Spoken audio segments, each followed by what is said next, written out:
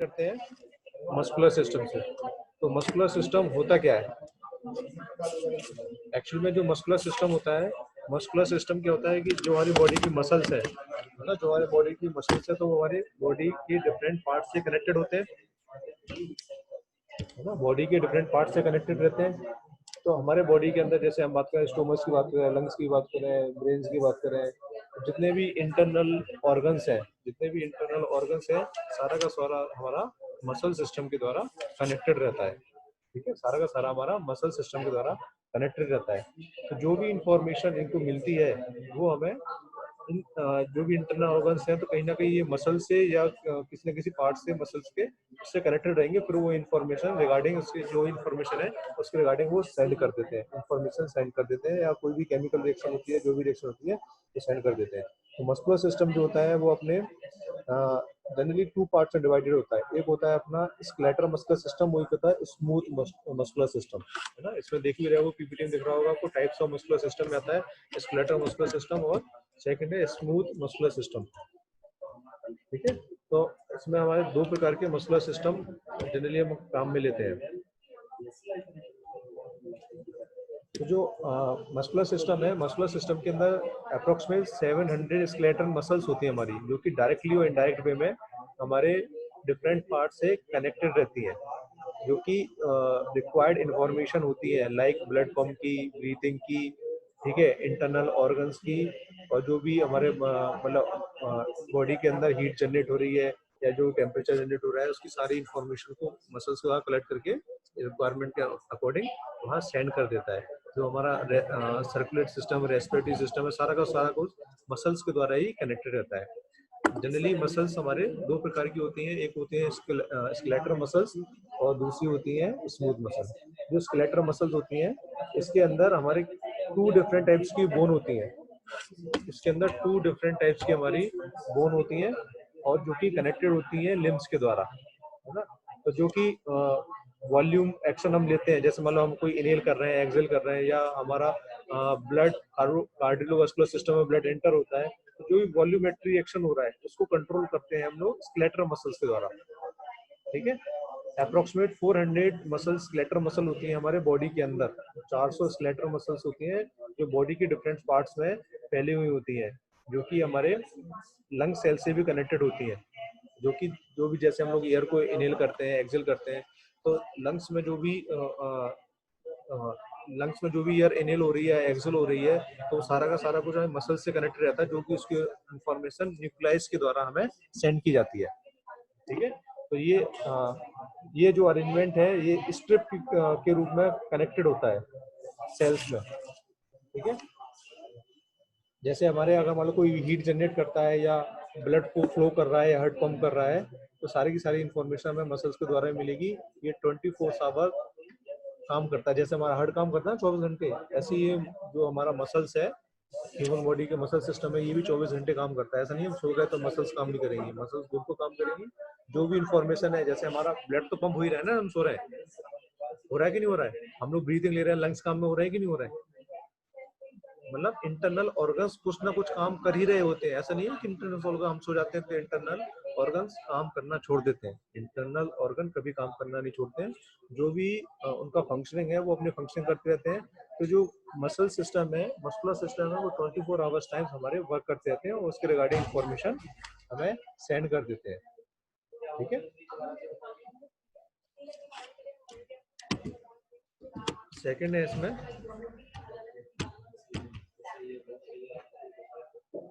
ये जो मसल्स का डायग्राम बनाया है कि मसल्स फाइबर होती है, न्यूक्लाई होती है, तो ये बता रहा है कि हमारे जो बॉडी के अंदर मसल्स हैं किस प्रकार पार्ट में होती हैं। तो इसके अंदर डिफरेंट सेल्स के अंदर एक ही मसल्स निकली होती है ना।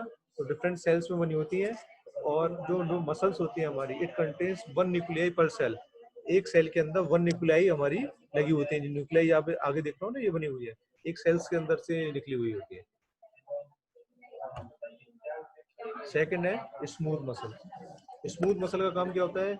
जनरली ये मसल्स जो हमारे होती हैं, ये हमारा काम करती हैं कि हम जैसे कोई भी इंफॉर्मेशन लेनी है, या जैसे हमारा बॉडी के अंदर लिक्विड पार्ट है, ये स्मूथनिंग फंक्शन करती हैं। तो जनरली जो होती है ये हमारी बोन से कनेक्टेड नहीं होती। जो स्मूथ मसल्स हैं it is not associated with the बूम्स। ठीक है, ये कनेक्टेड रहती है हमारी इंटरनल ऑर्गन्स से। इंटरनल ऑर्गन्स, और जो इंटरनल ऑर्गन्स का मेन फंक्शनिंग होता है उसके लिए रिस्पॉन्सिबल होती है उसके मूवमेंट के लिए। ठीक है, जैसे स्टोमक हो गया, एंस्टेटाइन हो गया, इंटरनली ऑर्गन्स होगा, लंग्स होगा, इनसे हमारी ये कनेक्टेड रहती है। और इनके अंदर जैसे हमने बात करी स्लेटर के अंदर वॉल्यूमेट्री मूवमेंट की बात करते हैं, मतलब कितना वॉल्यूम अंदर आया, कितना वॉल्यूम हुआ। इसके अंदर वॉल्यूमेट्री की बात नहीं होती, वॉल्यूम की बात नहीं होती कितना वॉल्यूम है। ठीक है, ये इन वॉल्यूमेट्री मूवमेंट ऑफ मसल्स कहलाता है। जैसे पेट के अंदर है, खाना कोई फिक्स होता है कि हम इतना ही खाएंगे, कभी ज्यादा भी खा लेते हो, कभी कम भी खा लेते हो, लेकिन हमारा जो ब्लड पंप कर रहा है, हार्ट रेट कर रहा है, वो एक फिक्स लेवल पर करता है ना। तो वॉल्यूमेट्री का मतलब है कि हम जो उसके अंदर जो चीजें हमारी काम में आ रही हैं वो एक फिक्स लेवल पे आ रही हैं। इन वॉल्यूमेट्री का मतलब है कि उसका लेवल फिक्स नहीं है, मे बी वेरी कर रहा है। जैसे इसका सिंपल सा एग्जांपल है, हमारा स्टोमच। जैसे हम कोई खाना खाना खाते हैं तो उसमें हमारा वेरिएशन होता ही नहीं होता है, कभी आप 3 रोटी खा लेते हो, कभी आप 4 रोटी खा लेते हो, डिफरेंट रोटी खाते हो, तो सारा हमारा सिस्टम डिफरेंट होता है।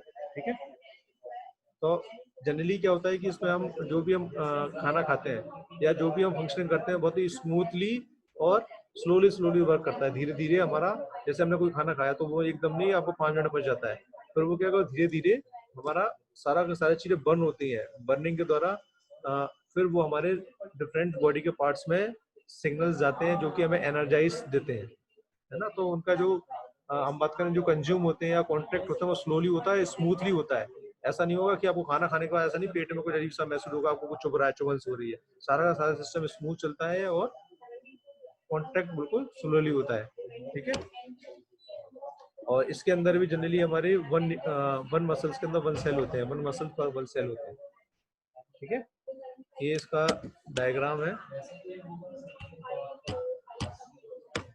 स्केलेटल मसल्स हमारी इस प्रकार की होती हैं, स्मूथ मसल्स जो हमारे इंटरनल ऑर्गन्स में कनेक्ट होती हैं। ये कार्डियक मसल है। कार्डियक मसल जनरली हमारी काम आती है कार्डियोवास्कुलर सिस्टम में। कार्डियोवास्कुलर सिस्टम किसको बोलते हैं? हार्ट को, बिल्कुल सही, कार्डियोवास्कुलर सिस्टम हम लोग हार्ट को बोलते हैं। तो हमारा हार्ट होता है वो कार्डियोवास्कुलर सिस्टम कहलाता है। तो जो हार्ट के आसपास जो हमारी मसल्स कनेक्टेड रहती हैं ये हमारी कार्डिक मसल्स कहलाती है। ठीक है ना, ये हमारी कार्डिक मसल्स कहलाती है। इसकी इंफॉर्मेशन हमें हार्ट के द्वारा मिलती है।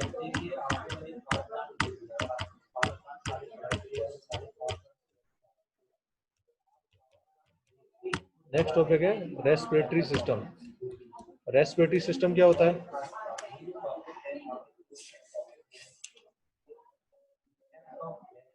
रेस्पिरेटरी सिस्टम क्या इनहेल और एक्सहेल करने के काम में आता है। इनहेल और एक्सहेल करने का काम इनहेल आता एंड है, एक्सहेल। बिल्कुल सही बात है। रेस्पिरेटरी सिस्टम जनरली हमारा इनहेल और एक्सहेल करने का काम आता है। जैसे कोई भी ह्यूमन लंग्स के द्वारा इनहेल करता है ना, लंग्स के द्वारा फंक्शन होता है। तो हमारे कौन कौन सी चीजें काम में आती हैं ये दिख रहे हो ना आप, नेजल कैविटी, फायरेक्स, लारेक्स, टेशिकार्डिया, बोंची, लंग्स। फिर ये हमारे लंग्स का पोर्शन डिफरेंट पार्ट्स हैं, है ना, इनके नाम है। ठीक है, जिसे हम एक नेजल कैविटी भी बोलते हैं, फायरेक्स बोलते हैं। तो ये डिफरेंट पार्ट्स हैं। जैसे जो हमारे नोज के आसपास का एरिया है उसको हम लोग नेजल कैविटी बोलते हैं। ठीक है, जो हमारा थ्रोट होता है जहाँ से हम बोलते हैं, साउंड निकलता है, उसके ऊपर वाला पार्ट फायरेक्स कहलाता है। लारेक्स जो हमारा होता है वो थ्रोट होता है, उसके पास वाला पास होता है। ट्रेचिया हमारा क्या होता है, ट्यूब होती है, जो ट्यूब जाके बाद में 2 पार्ट्स में डिवाइडेड होती है। क्योंकि लंग्स हमारे 2 साइड होते हैं कि नहीं होते हैं, लंग्स 2 साइड होते हैं नहीं होते हैं। तो ट्रेचिया से 2 हमारे अलग अलग ट्यूब निकलते हैं जो ब्रोंची कहलाती है, जो लंग्स में जाते हैं। फिर लंग्स हमारा एयर को इनहेल और एक्सहेल करता है। तो इसकी क्या कुछ अगर हम बात करें टर्मिनोलॉजी है, टर्मिनोलॉजी आपको थोड़ा सा याद करना पड़ेगा क्योंकि इसी टर्मिनोलॉजी की टर्म्स में लिखना पड़ेगा, है ना। तो रेस्पिरेटरी सिस्टम क्या होता है? Respiratory system consist of lungs and tubing associated with lungs. मतलब हम बात करें कि जो हमारे लंग्स हैं वो किसी ना किसी ट्यूब के द्वारा कनेक्टेड रहते हैं। और जो कि कौन कौन से पार्ट होते हैं, नेजल कैविटी भी होता है, फारेक्स भी होता है, लारेक्स भी होता है, ट्रैकिया होता है, बोनचाइज भी होता है। तो डिफरेंट पार्ट से हमारे कनेक्टेड रहते हैं, जो कि हमारे क्या करते हैं, जो भी हम एयर को इनहेल कर रहे हैं या एक्सहेल कर कार्बन डाइऑक्साइड को एक्सहेल कर रहे हैं, है ना। तो बॉडी के अंदर इनहेल और एक्सहेल मतलब एक्सचेंज ऑफ गैसेस का काम कर रहा है। जो भी ऑक्सीजन हम अंदर ले रहे हैं, कार्बन डाइऑक्साइड बाहर निकाल रहे हैं, तो एक्सचेंज ऑफ गैसेस का काम कर रहा है। ठीक है।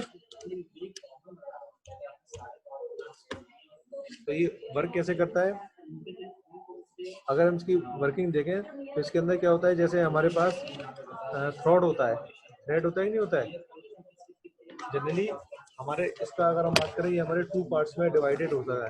एक तो अपर पार्ट कौन सा हुआ कि जहाँ पर हम एयर ले रहे हैं, मतलब मैंने नोजल कैविटी से और डायरेक्ट तक का पार्ट, ये अपर पार्ट कहलाता है ना, जहाँ हमने एयर को अंदर लिया लेकिन लंग्स तक नहीं पहुंचा।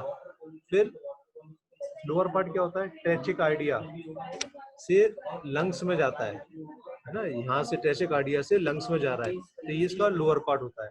तो जनरली रेस्पिरेटरी सिस्टम हमारा टू पार्ट्स में डिवाइडेड होता है, टू पार्ट्स में डिवाइडेड होता है। जो अपर पार्ट होता है, तो अपर पार्ट में हम क्या करते हैं, नोजल कैविटी के द्वारा एयर हम क्या करते हैं, इनहेल करते हैं।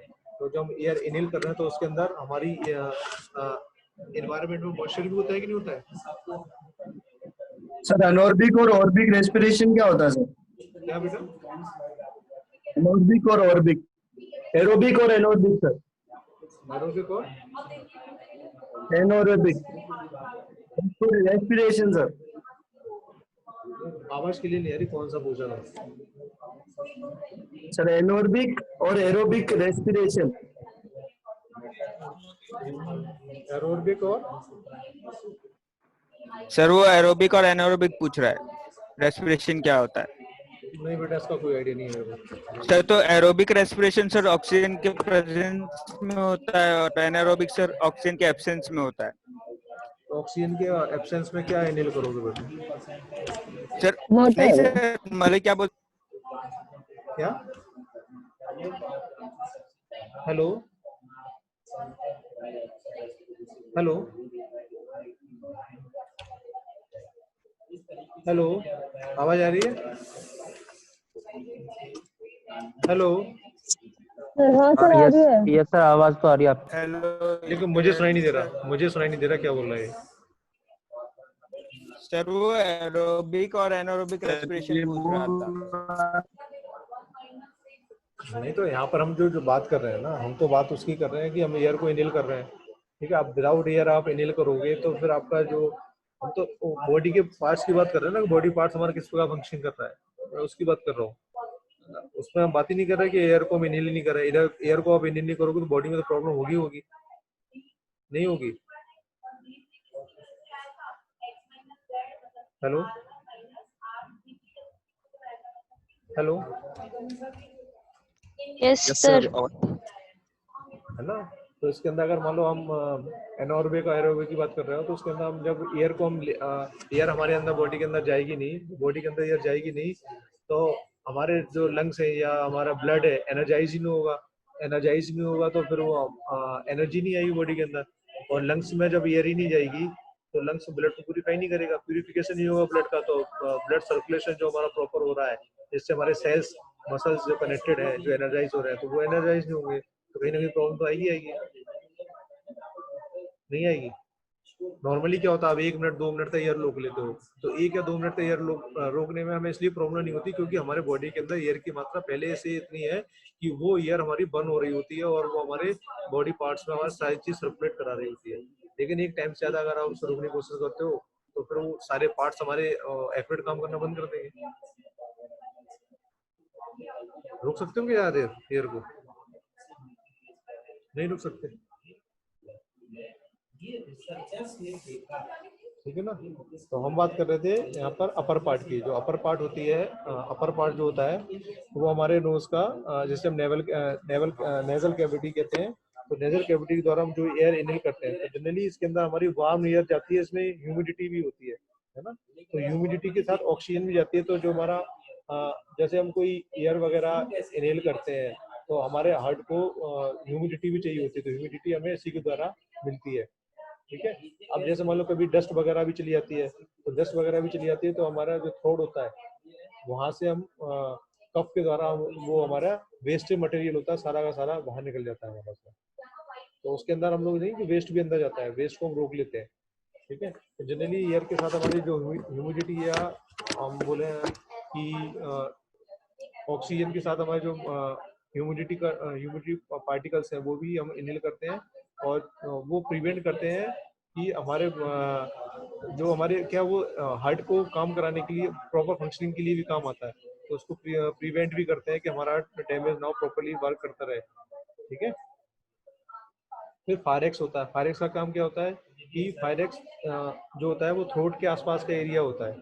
ठीक है। तो ये हमारे दो प्रकार का होता है, एक तो इसको बोलते हैं फूड पाइप, एक बोलते हैं विंड पाइप। तो जो विंड पाइप होता है उसे ट्रेचिया बोलते हैं, विंड पाइप को ट्रेचिया बोलते हैं। ठीक है। तो जो जहाँ से हम एयर को ले रहे हैं, है ना, और जो फूड है जो हम खाना खा रहे हैं, तो वो हमारा अलग पाइप के द्वारा हमारा वो अलग जाता है। ठीक है। लारेक्स जो होता है, लारेक्स हमारा वॉइस बॉक्स होता है, जहाँ से हम साउंड को जनरेट करते हैं, जो कि हमें साउंड प्रोड्यूस करने में हमारी मदद करता है।